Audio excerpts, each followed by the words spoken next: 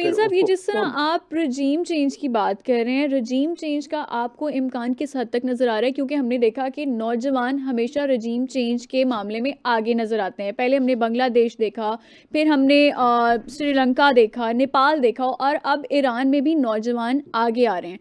तो रजीम चेंज आपको किस हद तक नज़र आ रहा है?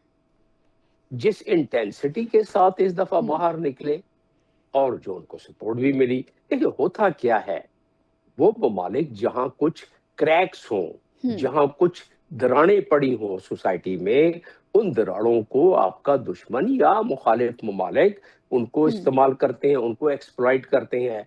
तो दरारें तो थी, और उसी दरारों दरारों की वजह से जो मैंने 2019 और 2022-23 का जो मैंने वाकयात बताए, वो हम्म। उनको तो कवर कर गई ईरानी गवर्नमेंट।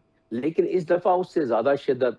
तो कहते हैं ना कि अफकार को पाबंद सलासल जो करोगे, तस्वीर के चिलमन से ज़िया आती रहेगी।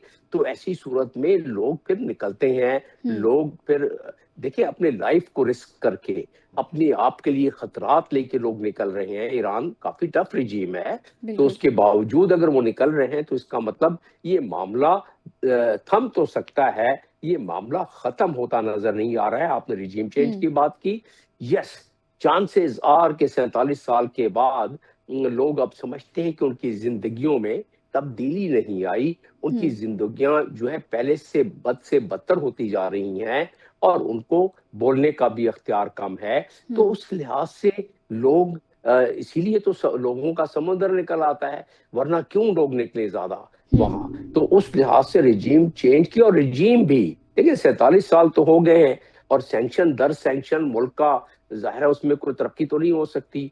और जो तेल दुनिया में जिस कीमत पर बिकता है इससे ये आधी कीमत पर बेचते हम्म। हैं, तभी इनका पूरा नहीं पड़ सकता है।